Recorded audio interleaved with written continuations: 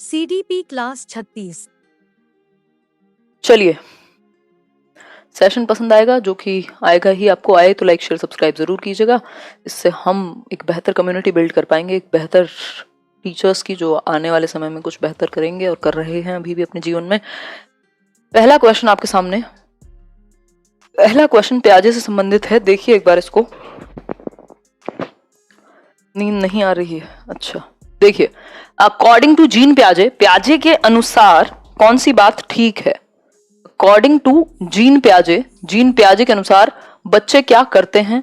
Actively construct करते हैं knowledge को, मैनिपुलेट करके अपनी सराउंडिंग्स को, या फिर सेकेंड चीज है जो कहती है लर्न, सेकेंड ऑप्शन है जो कहता है learn by observing others following a process of observational learning. Observational यानी दूसरों को देख करके सीखते हैं।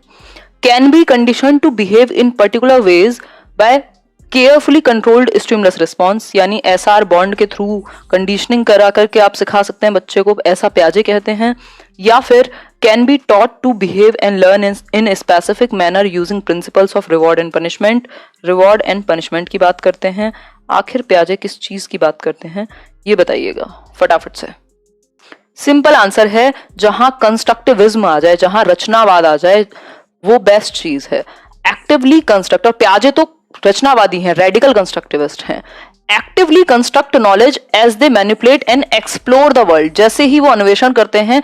लिटिल साइंटिस्ट क्यों कहा है? इसीलिए कहा है क्योंकि बच्चे अपने नॉलेज का निर्माण, यानी they can construct their knowledge और their schema by themselves. Activity करके वो नॉलेज को कंस्ट्रक्ट कर सकते हैं, इसलिए कंस्ट्रक्टिविज्म कहा जाता है, लिटिल साइंटिस्ट कहा जाता है। और कंस्ट्रक्टिविज्म में बात जहां एक्टिविटी करने की आए, मीनिंगफुल लर्निंग की आ जाए, प्रॉब्लम सॉल्व करने की आ जाए, एक्सप्लोर करने की आ जाए, है ना, डिस्कशन करने की आ जाए, तो सब बढ़िया है। अगर बी ऑप्शन की बात करेंगे तो ऑब्जर्वेशनल लर्निंग की बात बेंड्यूरा करते हैं, जिसको शायद मैं कल वाले मैराथन में कराऊंगी। बेंड्यूरा करते हैं, सोशल लर्निंग थ्योरी है, इमिटेशन के थ्रू सीखना, नकल करके सीखना, दूसरे को ऑब्जर्व करके सीखना। और बेंड्यूरा कंस्ट्रक्टिविस्ट नहीं है, वो अब कॉग्निटिविस्ट हैं, पहले वो बिहेवियरिस्ट थे। अगर हम बात करें कंडीशनिंग की, तो कंडीशनिंग से तो बहुत ही ज्यादा दिक्कत है प्याजे को बिहेवियरिज्म से। ये कहते हैं कंस्ट्रक्शन पे जोर है। कंडीशनिंग कहती है कि हम किसी को कुछ भी बना देंगे उसको कंडीशनिंग करा करके। तो ये तो स्किनर और पैवलव बात करेंगे इस बात की। ये जो है आपका लास्ट वाला, रिवॉर्ड एंड पनिशमेंट के प्रिंसिपल भी बिहेवियरिस्ट ही यूज करते हैं, चाहे वो थॉर्नडाइक हो, चाहे वो आपके स्किनर हो, या बाकी लोग हो, है ना। पनिशमेंट या रिवॉर्ड का जो कॉन्सेप्ट है, यहां चाइल्ड सेंटर्ड एजुकेशन की बात होती है कंस्ट्रक्टिविज्म में, और एनसीएफ भी इसी को फॉलो करता है। तो आज की डेट में सबसे बढ़िया हथियार है आपका, अगर नंबर ज्यादा लेने हैं, जहां कंस्ट्रक्ट करना, एक्टिविटी करना, एक्सप्लोर करना, डिस्कशन करना, मीनिंगफुल लर्निंग हो, कोऑपरेशन हो, कोलैबोरेशन हो, फैसिलिटेटर हो टीचर, इस तरह के शब्द जहां भी दिखेंगे मतलब कंस्ट्रक्टिविज्म की बात हो रही है, प्याजे, वाइगॉस्की, ब्रूनर की बात हो रही है। ठीक हो गई बात यहां तक की, है ना। आगे बढ़ते हैं नेक्स्ट क्वेश्चन की तरफ। नेक्स्ट क्वेश्चन है, there are individual variations in the rate of motor development yet the sequence of motor development is from, यानी मोटर डेवलपमेंट का सीक्वेंस किस से किस तरफ जाता है? आंसर कीजिए। थर्ड का सी, मतलब gross motor to fine motor. बात बिल्कुल सही लग रही है। जो थर्ड ऑप्शन है, स्थूल गतिक कौशल से लेकर के सूक्ष्म गतिक कौशल की तरफ जाती है हमारी जो मोटर डेवलपमेंट है, हमारी गति का जो विकास है, जो हमारे गत्यात्मक कौशल है, जो हमारे अंदर कंट्रोल आता है, वो पहले बच्चा पूरी, इसको आप होल टू पार्ट्स भी कह सकते हो, जनरल टू स्पेसिफिक से भी समझ सकते थे कनेक्ट करके। ठीक है, कैसे कनेक्ट करके? भाई बच्चा पहले क्या करेगा, जनरल एक्टिविटीज करेगा, हाथ पैर से रोएगा, ये करेगा, वो करेगा। धीरे धीरे तो आप उसको पेन पकड़ करके लिखना सिखा रहे हैं, या फिंगर्स का यूज करना सिखा रहे हैं। पहले उसको कैच कराओ, पूरे हाथों से करेगा, फिर स्पेसिफिक सिर्फ ये फिंगर टिप से भी यूज कर लेगा फिर तो। ठीक है, यानी ग्रॉस मोटर स्किल्स, यानी जो बड़े बॉडी पार्ट्स हैं, जो बड़ी मसल्स हैं, उनसे छोटी मसल्स की तरफ कोऑर्डिनेशन जा रहा है। तो ग्रॉस टू फाइन जाएगा, फाइन टू ग्रॉस नहीं है ये। ठीक है, ये सेफेलोकॉर्डल अलग डायरेक्शन है, प्रॉक्सिमोडिस्टल अलग डायरेक्शन है। सेफेलोकॉर्डल में एक डायरेक्शन है जिसमें हेड टू टो जाएगा, प्रॉक्सिमोडिस्टल में एक और डायरेक्शन है जिसमें सेंटर टू आउटवर्ड जाएगा। ये नहीं है कि सेफेलोकॉर्डल से प्रॉक्सिमोडिस्टल है, ये दो अलग चीजें हैं आपकी बॉडी में, एक ऐसे है और एक ऐसे है, ये दोनों अलग हैं, ऐसे नहीं है। ठीक है बात, आगे बढ़ेंगे। पता ही है आपको, ग्रॉस मोटर में भागना दौड़ना, जो हैंड की, आर्म्स की, इसके अलावा आपकी लेग्स की जो मसल्स हैं उनका यूज, और फाइन मोटर में ये जो आपकी छोटी मसल्स हैं इनका कोऑर्डिनेशन। आगे बढ़ेंगे क्वेश्चन नंबर 3 पर। The period that initiates the transition to adulthood, भाई वो कौन सी अवधि है जो वयस्कता के संक्रमण की पहल करती है, यानी कि अडल्टहुड की शुरुआत या ट्रांजिशन पीरियड जो है अडल्टहुड के लिए वो कौन सा है? Adolescence, middle childhood, pre operational period या फिर एंड चाइल्डहुड। तो वो कुछ ऑप्शन बेवजह के होते हैं, तो उन नए ऑप्शंस को देख करके ये मत सोचेगा यही होगा आंसर, ऐसा हम बहुत बार करते हैं। जो हमें पता है, जो हमारे पास है, हम उसको कभी एम्ब्रेस नहीं करते, हम उसको देखते हैं जो हमारे पास नहीं है, जिसको हमने नहीं देखा कभी, उसकी तरफ टूट के पढ़ते हैं हम, है ना। इस चक्कर में गलतियां होती हैं पेपर में, क्योंकि जो आपने पढ़े थे कॉन्सेप्ट उनको आपने यूज नहीं किया, और आपको जो वैसे भी नहीं आता था उसमें आपने तुक्का लगा दिया, गई गाड़ी गड्ढे में बिल्कुल, है ना। तो यही होगा आंसर। क्या होगा? एडोलेसेंस आंसर होगा। एडोलेसेंस, किशोरावस्था, एंड चाइल्डहुड, ये सब की जरूरत ही नहीं है आपको। तो सिंपल बात है, एडोलेसेंस 12 से 18 साल ये ट्रांजिशन पीरियड है, इसको क्रिटिकल पीरियड कह सकते हो आप।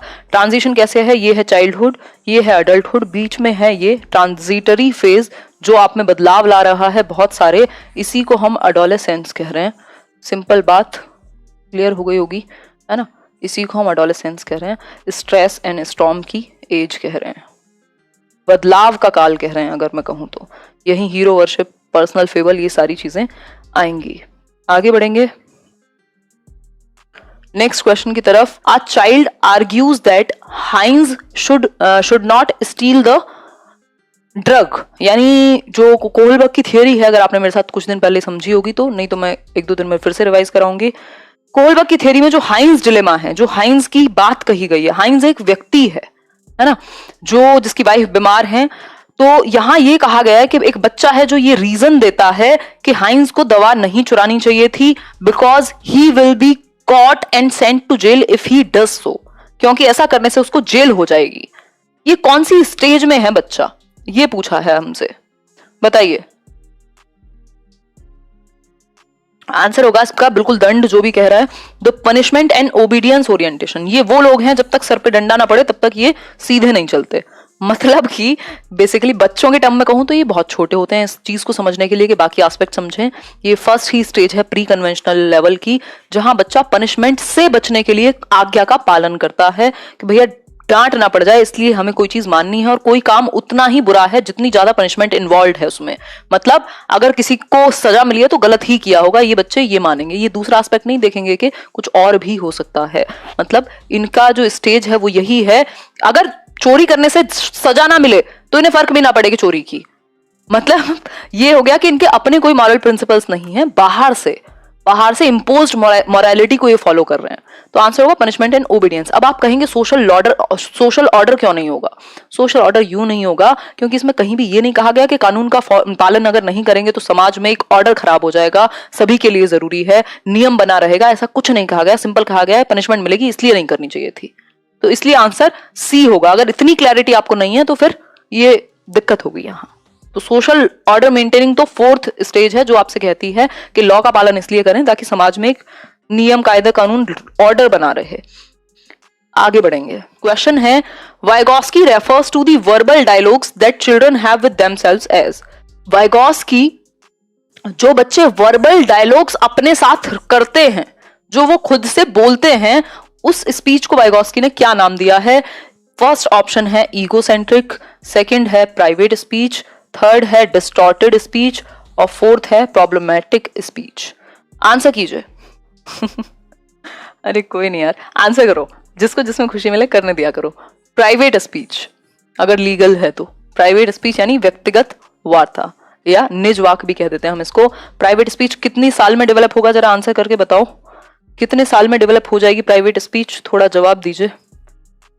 प्राइवेट स्पीच 3 साल, एग्जैक्टली 3 साल। 3 साल, 2 साल में ठीक से बच्चा बोलने लगेगा सोशल स्पीच को, ईगो सेंट्रिक इसी को कहा है प्याजे ने, और प्याजे ने ईगो सेंट्रिक को कुछ काम का नहीं बताया, बट प्राइवेट स्पीच को वाइगोस्की ने बहुत काम का बताया है और कहा है कि बच्चा खुद को ही दिशा निर्देश देता है, डायरेक्शन देता है, बोल बोल करके, खुद से ही बात करके कि भाई इस बॉक्स में ये कलर लगाऊंगा, नहीं यहाँ ये वाला कलर नहीं, ये वाला कलर करना है, वो खुद से ही बात करेगा। प्राइवेट स्पीच है। इसके बाद आती है साइलेंट इनर स्पीच, जो 7 वर्ष के आसपास। तो ये कुछ 3 स्पीच हैं एज पर वाइगोस्की। 2 साल सोशल स्पीच, जब वो बोलना शुरू कर देगा बाहर, 3 साल प्राइवेट स्पीच, 7 साल के आसपास साइलेंट इनर स्पीच। ठीक है बात, आगे बढ़ेंगे। Associating toys, articles of clothing, house hold items, occupations, मतलब आपने किसी ऑक्यूपेशन को, किसी रोजगार को किसी सेक्स से जोड़ दिया, किसी क्लोथिंग को सेक्स से जोड़ दिया, अरे यार ये वाली टी शर्ट तो लड़कों को पहननी चाहिए, है ना, इस तरीके की चीजें। किसी कलर को, पिंक कलर को लड़कियों से जोड़ दिया, किसी एक स्पेसिफिक सेक्स से आपने इन सब चीजों को जब जोड़ दिया, तो आपको हम कहेंगे कि आप कर रहे हैं जेंडर स्टीरियोटाइपिंग। आप क्या कर रहे हैं? जेंडर स्टीरियोटाइपिंग कर रहे हैं, आप रूढ़िबद्ध बन रहे हैं, आप जबरदस्ती से चीजों को जोड़ दे रहे हैं लोगों के साथ, जेंडर के साथ। और जेंडर क्या है? एक सोशल कंस्ट्रक्ट है, समाज ने बनाया है। तो पहले से जो चली आ रही चीजें कि भैया लड़कियों को पायलट नहीं बनना चाहिए, लड़कियों को तो टीचर या फिर डॉक्टर होना चाहिए, जेंडर स्टीरियोटाइपिंग। क्योंकि आपने किसी काम को, किसी कलर को, किसी चीज को किसी व्यक्ति से जोड़ दिया, जबकि ऐसा हमारे कुछ लिख के तो आया नहीं है कहीं किसी के माथे पे कि भैया इस काम को सिर्फ यही व्यक्ति करेगा। ठीक है, तो बी ऑप्शन हो गया। बाकी 3 ऑप्शंस रेलेवेंट नहीं है। इसके अलावा जेंडर से रिलेटेड जिन चीजों में कुछ एक होता है जेंडर बायस। जेंडर बायस मतलब अंतर, चाहे किसी भी साइड हो। स्टीरियोटाइप क्या है? स्टीरियोटाइप है जो भी चीजें पहले से चली आ रही हैं, जो हमारी परंपराओं में है, उनमें भी बायसनेस इंक्लूडेड है, क्योंकि आप किसी ना किसी एक साइड झुके हुए हैं। बायसनेस मतलब आप एक साइड झुके हुए हैं कहीं भी, अगर आसान शब्दों में इसको समझना चाहें तो। ठीक हो गई बात। इसके अलावा जेंडर रोल्स हैं। जेंडर रोल्स हैं जो समाज ने रोल्स बनाए हैं, उनको आप निभा रहे हैं। ठीक है, अगर समाज ने कहा है कि लड़कियों को साड़ी पहननी है और आप साड़ी ही पहनते हैं, दैट मीन्स आप जेंडर रोल टाइपिंग शो कर रहे हैं। ठीक है, आगे बढ़ते हैं, नेक्स्ट क्वेश्चन पे बढ़ेंगे। नेक्स्ट क्वेश्चन देखिए, in an elementary classroom it is important to dash the experiences that a child brings with her. भाई एलिमेंट्री क्लासरूम में बच्चा जो अनुभव लेके आए उसको क्या करें? डिनाई कर दें, इग्नोर कर दें, क्या कर दें? बताइए एक बार। डी आंसर होगा डी ऑप्शन, बिल्ड ऑन। यानी कि जो बच्चे पुराने अनुभव लेकर के आते हैं उनके ऊपर आपको एक बिल्डिंग बनानी है, तो नींव आप बनाएंगे, उसके ऊपर ही तो बिल्डिंग बनेगी। ऐसा थोड़ी है नींव यहां थी, बिल्डिंग कहीं और बन गई। मतलब बच्चे के प्रीवियस नॉलेज को, जो उसका पूर्व ज्ञान वो लेकर के आया है, इससे जोड़ करके, कनेक्ट करके आप न्यू नॉलेज देते हैं। तो बिल्ड ऑन करेंगे आप, इसको आधार बनाएंगे। जब भी नए कॉन्सेप्ट सिखा रहे हैं, जो बच्चा लेकर के आए घर से वो हमेशा अच्छा है, चाहे वो उसकी भाषा हो, संस्कृति हो या फिर उसके अनुभव हो। तो हमेशा बच्चा जो भी क्लासरूम में लेके आएगा उसको हम रिकॉग्नाइज करते हैं, उसको हम अच्छा मानते हैं। आगे बढ़ेंगे, क्वेश्चन देखिए, आ टीचर शुड, एक शिक्षक को क्या करना चाहिए? आंसर कीजिए एक बार, बताइए। सिर्फ आपकी ही सुनते हैं, आप जो भी बताएंगे सीटेट का वही फिक्स हम लोग के लिए। बहुत बढ़िया माया, आंसर कीजिए। टीचर को क्या करना चाहिए? इस चीज को कम्युनिकेट करना चाहिए, अपने माध्यम से, अपनी बात से ये संप्रेषित करना चाहिए कि शी रिस्पेक्ट्स, मतलब जो शिक्षक हैं या शिक्षिका हैं वो रिस्पेक्ट करती हैं, वैल्यूज ऑल कल्चर्स, मतलब सभी संस्कृतियों की का सम्मान करती हैं और उनको वैल्यू देती हैं, है ना। Good evening everyone, this is Himanshi. और वो वाला जो एक लाइन है ना, नमस्कार, राम राम, सत श्री अकाल, अस्सलाम वालेकुम, what you feel connected with, इसको आप इससे जोड़ सकते हो। Basically we need to value and respect all the cultures. आप अपने लिए क्या मानते हैं वो आपका पर्सनल मैटर हुआ, क्योंकि आप एक जनरेशन के सामने जा रहे हैं और वहां अलग अलग कल्चर और कास्ट के बच्चे होंगे। तो ये जरूरी नहीं है कि आप डिमीन करें, है ना, ये जरूरी नहीं है कि आप सब कुछ सीख जाएं हर एक कल्चर का, बट आप एटलीस्ट रिस्पेक्टफुल हो पाए, वैल्यू कर पाए। ठीक है, तो आंसर होगा इसका डी। ठीक, सिर्फ ये नहीं होगा कंपैरिजन मैक्सिमाइज कर दें या फिर सर्टेन कल्चर को ही आप महत्व दें या इग्नोर कर दें कल्चरल डिफरेंस को, ऐसा पॉसिबल नहीं है ना। अगर आप इग्नोर कर देंगे तो आप डाइवर्सिटी के साथ जोड़ नहीं पाएंगे बच्चे को, क्योंकि किसी ना किसी चीज में तो वो भी बिलीव रखता है ना, वो भी बिलीव करेगा। और प्रेयर्स नहीं होती स्कूल्स में, अगर ऐसा होता तो फिर तो हम बात ही ना करते संस्कृति की या किसी भी एक चीज की। आगे बढ़ेंगे, नेक्स्ट क्वेश्चन पे चलेंगे। Which of the following constructs does Right to Education Act 2009 advocates? इनमें से कौन सी एक बात को RTE 2009 मानता है?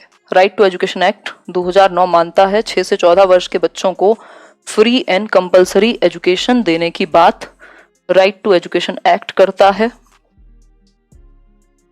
और इनमें से किसकी बात राइट टू एजुकेशन एक्ट करेगा? Basically right to education act कहता है कि आप किसी भी आधार पे बच्चों को शिक्षा देने से वंचित नहीं कर सकते। दैट मीन्स आपको कोई भी आधार हो, चाहे बच्चा कुछ उसको स्पेशल नीड हो, कुछ समस्या हो, आपको उसको इंक्लूड करना होगा स्कूल के अंदर मेन स्ट्रीमिंग में। ठीक, तो ये जो मेन स्ट्रीमिंग है ये इंक्लूसिव में अपने आप शामिल हो जाएगी। मेन स्ट्रीमिंग होता है जो रेगुलर बच्चे हैं, नॉर्मल बच्चे हैं, उनके साथ स्पेशल नीड वालों को कुछ स्पेसिफिक स्किल्स सिखाना, लेकिन ये इसमें अब ऑटोमेटिकली है। तो इंक्लूसिव एजुकेशन पूरी नीड्स को भी ध्यान में रखेगा। मेन स्ट्रीमिंग में उतनी नीड्स ध्यान में नहीं रखी जा रही थी। ठीक है बात। इंटीग्रेटेड पहले आई थी, इससे बेहतर है इंक्लूसिव एजुकेशन, यानी सबको इंक्लूड करना। जैसे हमारी मदर नेचर सबको इंक्लूड करती है अपने अंदर, आपकी जाति, आपका धर्म, आपकी शक्ल किसी को ना देखते हुए सूरज सबको एक जैसी गर्मी देता है, हवा सबको एक जैसी हवा देगी। प्रकृति हमारे लिए विभेद नहीं करती। इसी तरीके से हमें स्कूल भी विभेद नहीं करना बच्चों के बीच में किसी भी क्षमता के आधार पे। अब देखिए next question, dash is the philosophy that all children have a right to get equal education in a regular school system।